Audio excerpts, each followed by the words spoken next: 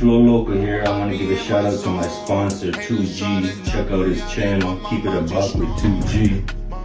And for everybody watching, go violate that comment section. And today I got a special guest, my boy Deebo from Nigeria. What's up, brother? Good, bro. How you doing? Good, man. So look, I want to start in the beginning, bro. Talk about your childhood, where you from, and what that was like for you. Okay, first I would like to say my name is Deebo. I'm from Lagos, Nigeria. That's +234. I would say my childhood was full of fun, at the same time full of adventure.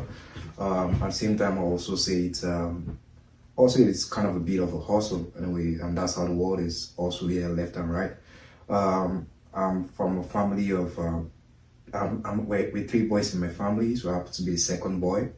I have one younger brother, one younger brother, one elder brother. Came to Canada basically in 2024. Like, what was it like when you were younger? Oh no, I would say probably Lagos is very, very populated at the same time, so it makes it more fun because it's a diverse city. So you meet a lot of people from different parts of the world. So it's pretty very diverse there. It's a very multicultural environment, so it's very amazing. I think you should visit Lagos too someday. For sure, bro. For sure, bro. I actually got a visa to Nigeria at one point. I was supposed to go. It didn't end up working because of COVID, but it's definitely somewhere I want to check out one day. Bro, I know you're into like traveling and stuff. Where are some places that you've been? I would say that's a bit of it, and I did travel a lot. Because like I mentioned earlier, I'm originally from Lagos, Nigeria. Left Africa in 2018. I did a bit of my life in Europe, where I gained my master's degree there. So I've been to a couple of countries in Europe. I think I've been to about 15 countries in Europe. Okay, bro. That's what's up, man. And like, what has been your favorite place, like, in Europe or overall? What has been your favorite place that you've been? So I would say each of these countries or the continent generally has its own ups and downs. Because, for example, when I'm talking about a place like Germany, a place like France, a place like Belgium, in each of these countries there's some kind of language barriers. You get it? So they speak French in France, they speak German in Germany, and in Belgium they speak both Dutch and a bit of French. So I would say that's a bit of a challenge right there. Well, compared to North America here, which although in Canada here, English and French is both spoken, but one can do fine with just any of this language, either with just English alone. So I would say due to the fact that there's no kind of language barrier here in Canada, I would say Canada or the United Kingdom is my favorite part because I'm not bilingual. That's what's up, man. And bro, like going back to your childhood, like what was your childhood like? Like, did you have both parents in the household? Did you have good relationship? Like, what was that like, bro? Absolutely, yes, I did. Just like every other kid who looks up to his father and looks up to his mother, I looked up to both of my parents. My parents are both alive to today, and they're both beautifully happily married up until today. I think it's about 28 years of marriage. Canada. Now tell me about some of the things that you like about Canada and some of the things you don't like about Canada. Okay, like I mentioned a few minutes ago, considering the fact that I used to live in Europe, whereby language was a bit of a barrier for me, which is part of the reason I did have to migrate all the way from Germany. Despite having lived here for 4 years, I found it very difficult trying to adapt to the society there because language was a barrier. So I would say part of what I like in Canada, I would say Canada is more multicultural compared to a lot of countries in Europe, especially Germany. Language is not a barrier. Especially Germany. Yeah, I can imagine, bro. Language is not a barrier here. People are nice. Although the only challenge here sometimes I would say is the winter. Like currently, you know what we're experiencing right now. Oh man, cold, bro. Yeah, so I would say I like Canada more because it's more multicultural. Like we're going through a cold spell right now, and I just seen in America that 14 people died. Wow. It's crazy, bro. Like, man, like what would you suggest to newcomers to Canada? Like what is some advice you would give them to like adjust to the cold? Yeah, I would say definitely Canada is one of the coldest countries in the world, if not the second most coldest country in the world. I would say come with great winter jackets. just be open-minded. Like, do you like going out a lot and stuff like that? I'll say yeah, I do. I call myself sometimes a city boy.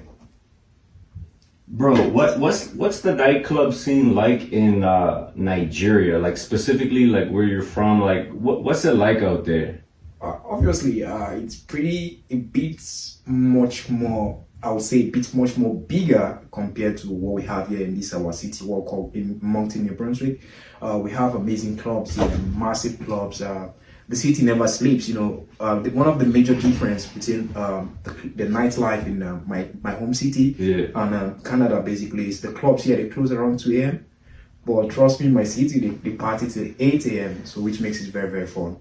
You said 8 a.m., bro? Yeah, bro. That's crazy. Because I know in America, like I used to live in America, I'm pretty sure the club scene is like till 4 a.m. Yeah. I know here it's 2. And you said 8 a.m., bro? Yeah. That's crazy, man. In Lagos, Nigeria, where I'm from, I've done it all. Lagos is a coastal city. Yeah, right. Bro, so I know you spoke a little bit about places you've been. Is there any place like at the top of your mind that you're really interested in visiting?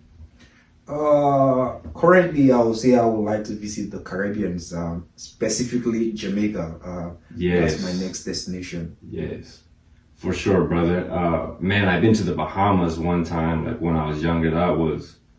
Bro, the water there is like the most beautiful water that I've ever seen, man. But I do want to get back to Nigeria. I was supposed to go that time. I didn't make it. Bro, what are some suggestions you can give to someone visiting Nigeria for the first time? Some advice you would give them? When you go into Nigeria, you should go with a very open mind. You should be ready to meet people that are very nice. You should be ready to party. You should be ready to explore the natural parks there. And you should probably be ready to try different food. We have a lot of nice cuisines over there. For sure, bro. I have tried some Nigerian food, bro. I tried jollof rice. I tried fufu. I tried yugusi. I love spicy food. Man, how do you find the food in Canada?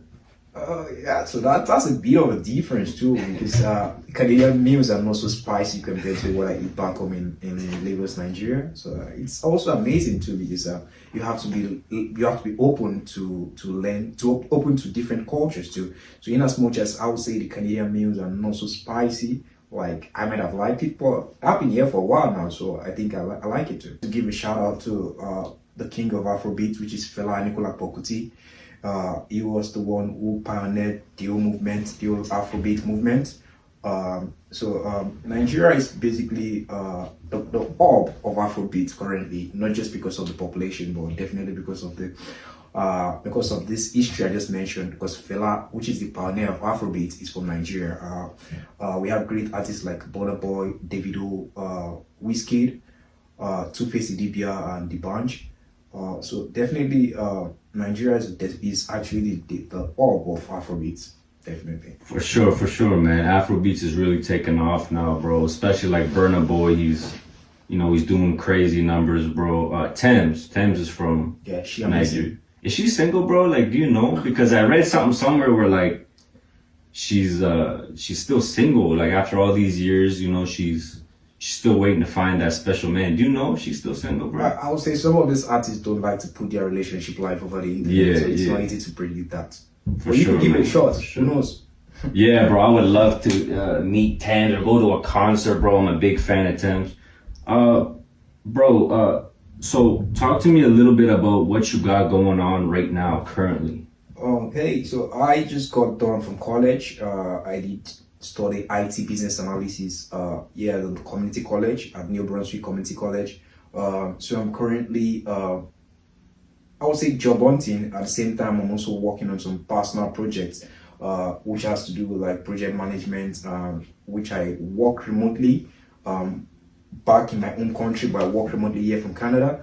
At the same time, I'm also applying to jobs here in Canada, in New Brunswick, for example, as a whole. So that's the major project I'm working on right now. That's what's up, man. And how do you find like schooling in Canada? Like, is there any like major differences like for the schooling that you notice here in Canada rather than in Nigeria? I would say it's a bit more tedious, yeah, in the sense that like I found it very strange the first few days I came. We're given assignments every blessed day after this. So after every lecture, there's always an assignment given to you. Whereas back in my country, it's not so common to always have assignments after every lectures. But all the same, it's amazing too. Trust me, it is. The fact that we blend both the practical aspects of knowledge learned in the class. So it's both practical and theoretical. I can remember we went to a remote village in Frederick, India for one of our field trips, and trust me, it was amazing. That's what's up, brother. Have you been to Fredericton often? Like, have you got to explore the city at all, or not really? Of course, Fredericton was the first city I lived before. I had my studies in Fredericton, so I've explored Fredericton a lot more even than in Moncton. I could drive the whole of Fredericton without using Google Maps. Bro, I've been to Fredericton a bit, and one thing I noticed is like, yeah, like how small it is. You know, I thought Moncton was small, but then I went to Fredericton. I'm like, bro, Moncton is big compared to Fredericton. You know what I mean? But it's chill, bro. Good people up there, man. I gotta ask you, like, when it comes to what you see going on in the world today, you know, all the craziness, you know, whether it's America or whether it's some things going on here where we are.